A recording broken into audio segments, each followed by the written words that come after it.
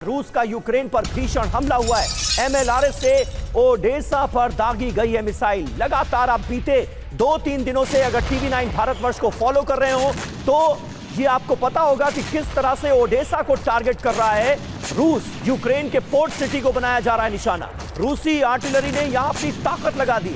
यूक्रेनी मोर्चे पर भारी तबाही की खबर है।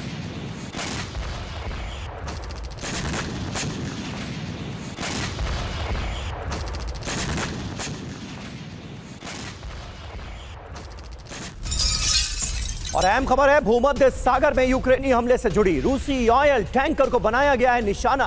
ड्रोन से ऑयल टैंकर को निशाना बनाया गया है। ये देखिए तस्वीरें, ये रूसी ऑयल टैंकर किस तरह से यूक्रेन के ड्रोन्स ने उड़ा दिया। यूक्रेन लगातार अपना शक्ति प्रदर्शन कर रहा है, ड्रोन पावर दिखा रहा है और यूक्रेन के ड्रोन्स बड़े बड़े कारनामों को अंजाम देते हुए रूस के खिलाफ नजर आ रहे हैं।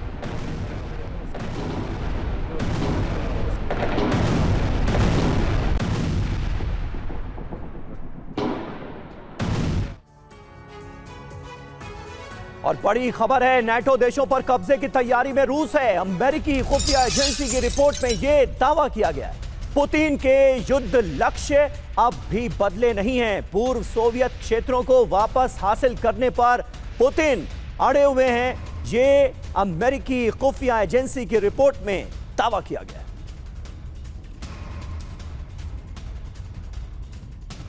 तो देखिए, इस खबर के अगर हर पहलू को समझने की कोशिश की जाए तो पुतिन का रुख बिल्कुल साफ नजर आ रहा है। यूक्रेन के वो इलाके जिन पर पुतिन कब्जा कर चुके हैं, रूस का कब्जा हो चुका है, उन्हें किसी भी हाल में छोड़ा नहीं जाएगा। ये बिल्कुल पुतिन साफ कर चुके हैं। ये 3 बड़ी खबरें तस्वीरों के साथ आपके सामने हैं। एमएलआरएस से ओडेसा पर कैसे मिसाइल दागी गई है वो तस्वीरें आप देख रहे हैं। भूमध्य सागर की दूसरी तस्वीर आपको दिखा रहे हैं, जहां पर यूक्रेन के ड्रोन ने रूसी ऑयल टैंकर को उड़ा दिया।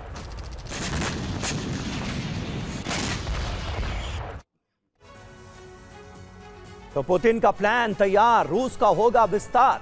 अमेरिकी इंटेलिजेंस रिपोर्ट्स में यह दावा किया गया है कि संपूर्ण यूक्रेन को कंट्रोल करना चाहता है पुतिन। पूर्व सोवियत क्षेत्रों को वापस हासिल करने पर पुतिन अड़ गए हैं। नाटो के कई सदस्य देशों पर भी पुतिन की नजर है। पुतिन के टारगेट पर कौन कौन से देश हैं? Estonia, Latvia, Lithuania, Moldova, Poland. अब इसका असर क्या होगा? रूस यूक्रेन युद्ध का विस्तार होगा। नाटो रूस के बीच तनाव और बढ़ेगा। दुनिया पर महायुद्ध का खतरा भी निश्चित तौर पर बढ़ेगा। हमारे साथ इस वक्त तमाम खास मेहमान मौजूद हैं। मेजर जनरल एसवीपी सिंह हमारे साथ मौजूद हैं डिफेंस एक्सपर्ट के तौर पर। Air vice marshal OP Tiwari ji हमारे साथ मौजूद हैं और हमारे सहयोगी मनीष झा भी मुझे इस वक्त स्टूडियो में नजर आ रहे हैं। थोड़ी देर में आपको स्क्रीन पर दिखेंगे। सबसे पहले सिंह साहब, मैं आपसे जानना चाहूंगा, ये जो पुतिन की प्लानिंग की हम बात कर रहे हैं, खबर दिखा रहे हैं, और ये जो अमेरिकी इंटेलिजेंस की रिपोर्ट्स में दावा किया गया है, ये तो बिल्कुल सीधे सीधे साफ कर चुके हैं। इसमें किसी, मुझे लगता है, इंटेलिजेंस रिपोर्ट की जरूरत भी नहीं। पुतिन के इरादे बिल्कुल साफ हैं। यूक्रेन का वो 20% इलाका जिस पर कब्जा हो चुका है, वो किसी भी हाल में छोड़ा नहीं जाएगा, बल्कि और ज्यादा विस्तार किया जाएगा। ये तो इरादे लग ही रहे हैं। आप कैसे देखते हैं? समीर, बिल्कुल सही है। ये जो फरवरी 2022 यानी कि 3 साल 10 महीने हो गए हैं। बिल्कुल, रूस का मुद्दा जब उन्होंने ये फरवरी 2022 में स्पेशल ऑपरेशंस लॉन्च किया था, यूक्रेन का कब्जे के लिए ही था। पर उनका जो फ्रंट फेस था वो था कि ईस्टर्न यूक्रेन के ऊपर कब्जा करेंगे, जो कि डोनबास, लुहांस्क, डोनेट्स्क, ज़ैपोरिज़िया और खेरसोन एरिया में। क्राइमिया उनके पास ऑलरेडी था। बिल्कुल, तो इसमें कोई चेंज नहीं है। जो इनकी इंटेलिजेंस रिपोर्ट्स ने दिया, एक तरह का यो रिट्रिएशन है, उसको मतलब वापस उसको बोल रहे हैं कि ये बता रहे हैं कि रूस के अंदर इतना दम है कि ईस्टर्न ये जो बाल्टिक स्टेट्स हैं, लिथुआनिया, लातविया, एस्टोनिया, इनके ऊपर कब्जा करने को सेट करना है। और इसमें काफ़ी हद तक सच्चाई है, क्योंकि जो स्वालिक गैप है जो कि उसकी कैलिनग्राड और पोलैंड के बीच में पड़ता है जी, उसको उसने प्रोटेक्शन, सुरक्षा देनी है।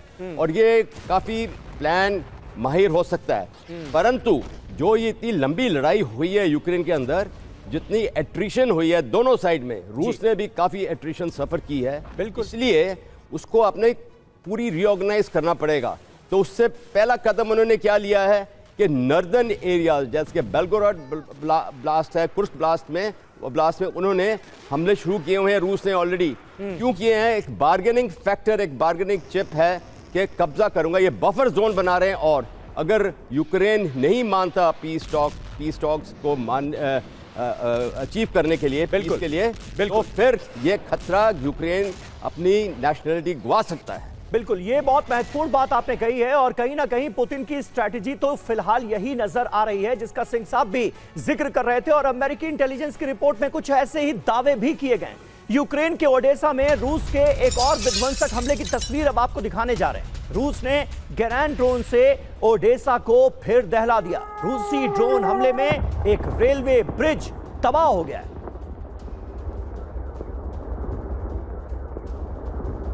तो यूक्रेन के ओडेसा को लगातार रूस बड़े पैमाने पर निशाना बना रहा है। हमलों की इंटेंसिटी अचानक से पिछले 2-3 दिनों में बढ़ा दी गई है। एक और बड़े हमले की तस्वीरें हम आपको इस वक्त दिखा रहे हैं जहां पर रूस की तरफ से यह ड्रोन अटैक हुआ। गेरैन 2 ड्रोन का इस्तेमाल किया गया और एक रेलवे ब्रिज को तहस नहस कर दिया गया।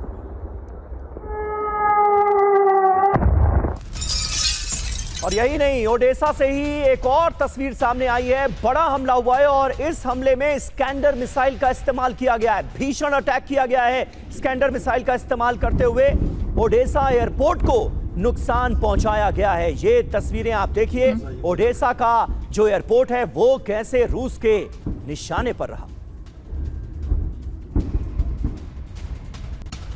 तो ओडेसा में हर जगह हमले हो रहे हैं। एयरपोर्ट को निशाना बनाया गया है और तो और पोर्ट पर भी निशाना साधा गया है। जो बंदरगाह है यहां का, वो निशाने पर रूस के सीधे तौर पर नजर आया। यहां पर भी रूस का हमला हुआ। पिवडेनी बंदरगाह है ये, जहां पर अटैक हुआ है और उसकी तस्वीरें आपको दिखा रहे हैं। हमले के बाद यहां पर जो मौजूद टैंकर्स थे वो कैसे धू कर जलते हुए नजर आ रहे हैं। तस्वीरों में आप देख सकते हैं। 3 बड़ी खबरें तस्वीरों के साथ आपके सामने।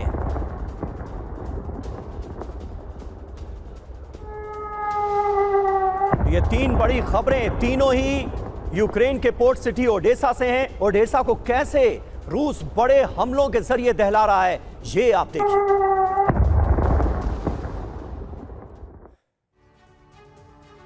और बड़ी खबर यह है कि पीस डील पर बैठकों बहसों के दौर के बीच रूस यूक्रेन युद्ध के बादल और गहरे होने वाले हैं। यूक्रेन जंग हर दिन और भीषण होती जा रही है। पिछले 48 घंटों में दोनों देशों ने एक दूसरे को नुकसान पहुंचाने के लिए ड्रोन और मिसाइल्स की बौछार कर दी। दुनिया के युद्धक परिदृश्य के बीच रूस और नाटो का टकराव भी दिनों दिन बढ़ रहा है। आप देख ही रहे हैं, नाटो ने पोलैंड रोमानिया में लॉजिस्टिक हब बनाने का निर्णय लिया है। अगर पोलैंड रोमानिया में लॉजिस्टिक हब बना तो यूक्रेन की सैन्य क्षमता कई गुना बढ़ जाएगी। वहीं नाटो चीफ मार्क रूटे ने रूस को सीधे सीधे चेतावनी दी और कहा है कि अगर जरूरत पड़ी तो नाटो अपनी सेना यूक्रेन भेजेगा। यह अपने आप में बड़ा डेवलपमेंट है। बड़ी खबर यह है कि यूक्रेन की मदद के लिए नाटो की नई पहल सामने आई। पोलैंड में नाटो खोलेगा लॉजिस्टिक सेंटर। जनवरी 2026 में लॉजिस्टिक हब खुल भी जाएगा, यानी साल के पहले महीने में रोमानिया में भी खोला जाएगा इसी तरह का लॉजिस्टिक हब। यूक्रेन को नाटो से अब और तेजी से सैन्य मदद मिलेगी।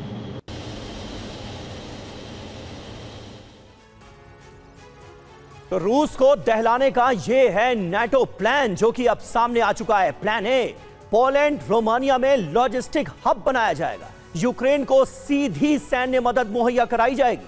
हथियार भेजने में अब और कम समय लगेगा। गेम चेंजर मिसाइलें यूक्रेन भेजी जाएंगी ताकि पूरी ताकत के साथ यूक्रेन रूस पर हमले अंजाम दे सके। नाटो का प्लान बी बताते हैं आपको क्या है। बाल्टिक देशों से रूस की घेराबंदी की जाएगी। बेलारूस के पास नाटो की तैनाती संभव है। काला सागर से रूसी युद्ध पोतों पर निशाना साधा जाएगा। कुल मिलाकर तिवारी सर, रूस को दहलाने के लिए नाटो ने प्लान ए, प्लान बी पूरी तरह से तैयार कर लिया है और कहीं ना कहीं नाटो का यह रुख यह बताने के लिए काफी है कि अभी तो जंग बाकी है। असली जंग तो अभी शुरू ही नहीं हुई, ये साफ तौर पर नजर आ रहा है। यूक्रेन तो एक बहाना था, असली नाटो और रूस की जंग तो अब शुरू होने वाली है, इसके आसार लग रहे हैं। सर, आप कैसे देखेंगे? समीर, जिस तरीके से नाटो का स्टेटमेंट दे रहा है, जैसे आगे बढ़ने की कोशिश कर रहे हैं, लग नहीं रहा कि युद्ध जल्दी समाप्त होगा जी। लेकिन एक दो चीज़ मैं ऐड करना चाहूँगा। पोलैंड, रोमानिया, यूक्रेन, ये क्या थे? ये भी वॉर्सो पैक्ट के हिस्सा थे जो नाटो के खिलाफ थे। अब नाटो का जो ओरिजिनल जो कंट्रीज थी वो उनमें से अभी किसी को नुकसान नहीं हो रहा। अब जहाँ तक ये लॉजिस्टिक हब बनाने की बात हो रही है, पोलैंड में, रोमानिया में, रशिया ऑलरेडी इनको टेस्ट कर चुका है। अपने उन्होंने ड्रोन भेज के चेक कर चुका कि पोलैंड की एयरक्राफ्ट एयरबोर्न नहीं हो पाए, एयरबोर्न हो तो मिसाइल फायर नहीं कर पाए। रोमानिया की भी हालत यही है। और इन्होंने लॉजिस्टिक हब बनाया तो हब पहले रशिया टारगेट करेगा। रशिया को हराना नाटो के बस में तो बिल्कुल ही नहीं है, जबकि यूएस उसके साथ नहीं है। 1990s के पहले रशिया के पास एनॉर्मस अमाउंट ऑफ आर्मामेंट्स थे, वो अभी भी हैं। उसी के इस्तेमाल से ये सबको बर्बाद कर सकता है। लेकिन जिस तरीके से इस वॉर को रोकने की जो कुंजी जो है सिर्फ जेलेंस्की के पास में है। लेकिन जेलेंस्की क्या है? जेलेंस्की तो उनका पॉइंट ऑफ व्यू यूक्रेन कभी है ही नहीं। वो तो उनका पॉइंट ऑफ व्यू किसका है? जो आर्म्स लॉबी अमेरिका में है या यूरोप में जो देश एंड लीडर्स हैं, अपने देश के बारे में तो सोच ही नहीं रहे। अब जिस तरीके से रशिया अटैक कर रहा है खाली डोनबास को रिटेन करने के लिए, इनको पूरे जितने पोर्ट्स है ब्लैक सी के, यूक्रेन सारा लूज कर देगा। एक बार लूज हो जाएगा तो प्योरली लैंड लॉक हो जाएगा। ये तबाही तो अभी शुरुआत हुई है। ये जेलेंस्की को ही समझना पड़ेगा और अपने देश के प्रति सोचना पड़ेगा कि क्या करना है। ये कब तक इन लोगों के हाथ में पपलू बने रहेंगे और अपने देश को बर्बाद करते रहेंगे। ये कोई कहे कि हम आपको खूब आर्मामेंट्स देंगे, रवि, लड़ाई किसी के साथ, समीर, लड़ाई किसी के भरोसे लड़ी नहीं जा सकती। अपने बल पे, अपने ताकत पे लड़ी जाती है। अब यूक्रेन का है कि हमें वहाँ से सामान मिलेगा और हम उनसे लड़ेंगे। 4 जहाज आ रहे हैं, 4 मिसाइल्स आ रही हैं। अब समय दूर नहीं है कि अब आने के पहले ही जिस तरीके से उन्होंने एयर डिफेंस और एयर सुपीरियरिटी रशिया ने गेन कर रखी है, उनका एयर डिफेंस डिस्ट्रॉय कर रखा है। अब जहां पर भी आएगा रशिया उसको वहीं डिस्ट्रॉय करेगा। बिल्कुल तिवारी सर, आपने कहा कि लड़ाई अपने दम पर लड़ी जाती है, लेकिन ये लड़ाई तो शुरू ही दूसरों के दम पर की है जेलेंस्की ने, और लगातार इतने सालों से ये जंग चल रही है। बल्कि अब यूक्रेन रूस को भी अच्छा खासा नुकसान पहुंचाता हुआ नजर आ रहा है। यूरोप और अमेरिका की स्ट्रेटेजी क्या है, आगे मनीष से भी बात करेंगे। मनीष हमारे साथ ज्वाइन कर चुके हैं। यूक्रेन ने तबाह की रूसी कैलिबर मिसाइल, इसका वीडियो सामने आया है। रूसी मिसाइल को F-16 से तबाह किया गया। F-16 ने बाकायदा मिसाइल का पीछा किया। ये तस्वीर आप देखिए, मॉडर्न वॉरफेयर की ये एक अलग तस्वीर सामने आई है। किस तरह से F-16 एक मिसाइल का पीछा करता हुआ नजर आ रहा है। ये रशियन मिसाइल थी जिसे F-16 से पीछा करके तबाह किया गया है, और मिसाइल भी कौन सी? Calibre missile.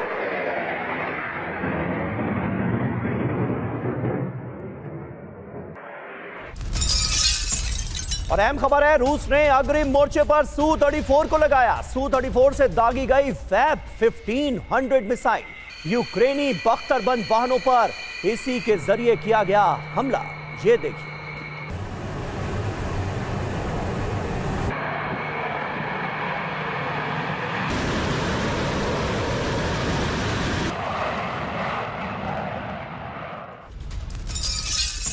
और एक और बड़ी खबर है, कैलिनिनग्राद को लेकर पुतिन ने दे दी है वार्निंग। कैलिनिनग्राद पर खतरा जंग में बदल सकता है। यूरोप में बड़े संघर्ष को बढ़ावा ना दे नाटो।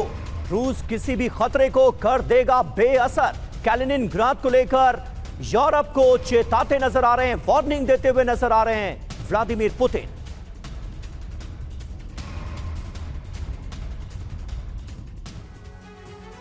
देखिए, और कैलिनिनग्राद को लेकर TV9 भारतवर्ष के इसी स्टूडियो में हम इससे पहले भी कई बार चर्चा कर चुके हैं और बता चुके हैं आपको कि ये किस कदर स्ट्रैटेजिक इंपॉर्टेंस वाला इलाका है रूस के लिए, और कैसे यहां पर एक खतरा लगातार बना हुआ है रूस के लिए। कैलिनिनग्राद बनेगा जंग का मैदान, इसके आसार कैसे बढ़ते नजर आ रहे हैं। ये देखिए, कैलिनिनग्राद के नजदीक नाटो की सैन्य तैनाती हुई।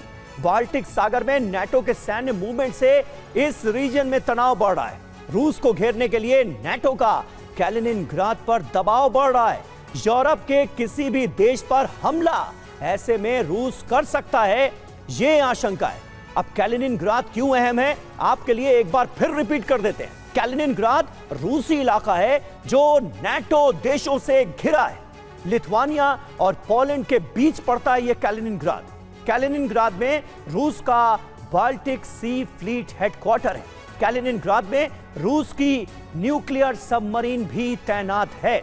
तो कैलिनिनग्राद कितना इंपॉर्टेंट है ये हमने अपने दर्शकों को बताया। मनीष, एक तो यहां पर किस तरह का खतरा है उससे अगर आप हमारे दर्शकों के लिए डिस्क्राइब कर पाएं, और दूसरा अमेरिकन इंटेलिजेंस रिपोर्ट जिसमें यह कहा गया है कि पूरे यूक्रेन पर कब्जे की मंशा से अब रूस आगे बढ़ रहा है और पुतिन रुकने वाले नहीं। देखिए, सबसे दिलचस्प बात यह है कैलिनिनग्राद को लेकर, जो रूस के मुख्य भूभाग से काफी दूर है और वो यूरोपीय देशों के बॉर्डर से लगता हुआ बाल्टिक सी का एक छोटा सा आइलैंड है। संयोग की बात है कि मैंने वहां पर जाकर वहां से TV9 के लिए रिपोर्टिंग की है और वहां पर बाल्टिक सी फ्लीट का हेडक्वार्टर देखा है, रूस की नेवल स्ट्रेंथ देखी है, वहां पर रूस का न्यूक्लियर सबमरीन मैंने देखा है। ये इसमें कोई दो राय नहीं कि अगर यूरोप रूस से जंग करने जाएगा तो उसका पहले दिन जो कोई एक्शन लेगा वो लेगा कैलिनिनग्राद को ब्लॉकेट करना और कैलिनिनग्राद पर अपना कब्जा करना। तो आप कह सकते हैं कि रूस और यूरोप के बीच जो रेड लाइन होगी वो यही होगी, जिसके लिए पुतिन ने साफ तौर पर ऐलान किया कि जिस दिन कैलिनिनग्राद को आपने ब्लॉकेट किया उसी दिन हम जंग छेड़ देंगे। तो ये रूस और यूरोप के बीच एक रेड लाइन को पुतिन ने ड्रॉ कर दिया है। रही बात अमेरिकन इंटेलिजेंस की, तो देखिए, सबसे पहले तो जो अमेरिकी इंटेलिजेंस डिपार्टमेंट की हेड है तुलसी गबार्ड, वो कहती है कि इस तरह का कुछ हमने असेसमेंट नहीं दिया है, ये यूरोप के वॉर मोंगर इस तरह से प्रोपेगेट कर रहे हैं। और जो दूसरी सबसे अहम बात है कि रूस का इरादा यूक्रेन को पूरी तरह अगर कब्जा करना होता तो वो दूसरी स्ट्रेटेजी अपनाती, बल्कि रूसी सेना की कोशिश है ईस्टर्न यूक्रेन पर अपना डोमिनेंस बनाते हुए जो वेस्टर्न हथियार आ रहे हैं उस कुरुक्षेत्र में उसका खात्मा करते रहना और इस युद्ध को जितना लंबा खींच सके वो खींचते रहना, ताकि अपोजिशन की जो पार्टी है वो सब पूरी तरह से थक जाए। फिलहाल तो रूस की यही स्ट्रेटेजी आगे दिखती है। अब इसका इंटरप्रिटेशन यूरोप और अमेरिका अपने हिसाब से कर सकते हैं। बिल्कुल, रशियन स्ट्रेटेजी को लेकर जो क्लैरिटी है वो मनीष ने हमारे दर्शकों को दी। और देखिए, ज़ैपोरिजिया पर रूस का जो ड्रोन अटैक हुआ है उसकी भी तस्वीरें सामने आ गई हैं। यूक्रेन के वेपन डिपो को यहां पर तबाह कर दिया गया है। पिछले करीब एक हफ्ते से लगातार ज़ैपोरिजिया के उन इलाकों में रूस ने हमलों की इंटेंसिटी को बढ़ा दिया है जहां पर यूक्रेन की फौज, यूक्रेन के सैन्य ठिकाने मौजूद थे। एक और बड़ा अटैक तस्वीरों में आपके सामने। और यूक्रेन पर रूस का ड्रोन हमला नाकाम किया गया है। रूसी शाहेद ड्रोन को यूक्रेन ने तबाह कर दिया। ये तस्वीरें आप देखिए, शाहेद ड्रोन से रूस ने एक बड़ा अटैक करने की कोशिश की थी, लेकिन जानकारी यह मिल रही है कि इस हमले को नाकाम कर दिया है यूक्रेन ने। और फ्रंट लाइन पर यूक्रेन की बड़ी तैयारी सामने आई। सैकड़ों किलोमीटर तक किलेबंदी की गई। रूसी टैंकों को रोकने की कोशिश कैसे की जा रही है ये आप देखिए जरा। सैकड़ों किलोमीटर तक के जो इलाके हैं उनकी किलेबंदी की गई है। फ्रंट लाइन पर यूक्रेन बड़ी तैयारियों को अंजाम देता नजर आ रहा है। और एक और बड़ी खबर, नाटो प्रमुख मार्क रूटे की रूस को धमकी, जरूरत पड़ी तो यूक्रेन भेजेंगे सेना, अगला हमला पुतिन के लिए घातक होगा। नाटो रूस से ज्यादा शक्तिशाली है, ये कहते नजर आ रहे हैं मार्क रूटे।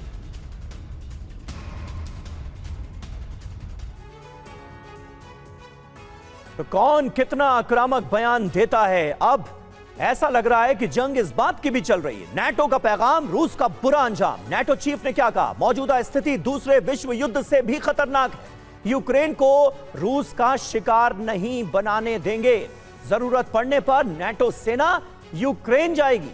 नाटो रूस टकराव हुआ तो पुतिन के लिए बहुत बड़ा खतरा है, वो ये कह रहे हैं। नाटो की 3 स्तर की डिटरेंस प्रणाली। पहला लेवल क्या है? यूक्रेन सेना को मजबूत बनाना। दूसरा स्तर है नाटो देशों का यूक्रेन को सैन्य सहयोग। और तीसरा स्तर अमेरिका के जरिए रूस पर दबाव बनाना। और हर लेवल से कहीं ना कहीं यूक्रेन के साथ रूस के खिलाफ अपनी स्ट्रेटेजी को नाटो भी आगे बढ़ाता नजर आ रहा है। और अब बढ़ते हैं आगे और बात करते हैं अमेरिका के मियामी में हुई पीस टॉक की। सबसे बड़ी खबर यह है कि मियामी बैठक में कोई ठोस नतीजा नहीं निकला। 2 दिनों के मंथन का नतीजा 0 रहा। डीमिलिटराइज जोन पर कोई फैसला ही नहीं हो पाया। डोनबास को लेकर भी कोई सहमति नहीं बन पाई। 2 दिन तक चली अमेरिका रूस यूक्रेन के बीच ये बैठक। पीस डील पर एकमत नहीं है रूस और यूक्रेन, यानी कुल मिलाकर कोई फैसला नहीं हो पाया है, कोई डील मुमकिन नहीं है इस हालात में। फिलहाल आसार कुछ ऐसे ही हैं। और मियामी बैठक के बाद रूस का देखिए बयान क्या आया है। शांति समझौते में बदलावों से बाधा आ रही है। अमेरिका रूस के बीच द्विपक्षीय वार्ता होगी। अमेरिका रूस मिलकर तय करेंगे आगे की रणनीति। यूक्रेन पीस डील के लिए गंभीर नहीं है, यह आरोप भी यूक्रेन पर रूस ने लगाया है। तो मियामी में मंथन, जंग जारी रहेगी। फिलहाल तो यही कुल मिलाकर संदेश दिया जा रहा है। किन मुद्दों पर चर्चा हुई ये आपको बता देते हैं। यूक्रेन को नाटो जैसी सुरक्षा पर बात हुई। डोनबास के भविष्य को लेकर चर्चा हुई। इसके अलावा एक डीमिलिटराइज जोन बनाने पर भी बात हुई। यूक्रेन के पुनर्निर्माण के लिए फंडिंग का भी जिक्र हुआ मियामी मंथन में। बैठक के नतीजे क्या रहे अब ये जान लीजिए। 20 पॉइंट शांति प्लान पर 90% सहमति बन गई है, यह बताया गया है। डोनबास का जहां तक सवाल है, डोनबास क्षेत्र को लेकर सहमति नहीं बनी है। अभी भी दोनों पक्ष अपने अपने पॉइंट्स को लेकर अड़े हुए हैं। डीमिलिटराइज जोन पर भी फैसला नहीं हो पाया है। तो यह मियामी मंथन का 2 दिनों के इस मंथन का पूरा लबोलुआब हमने आपके सामने रखा है।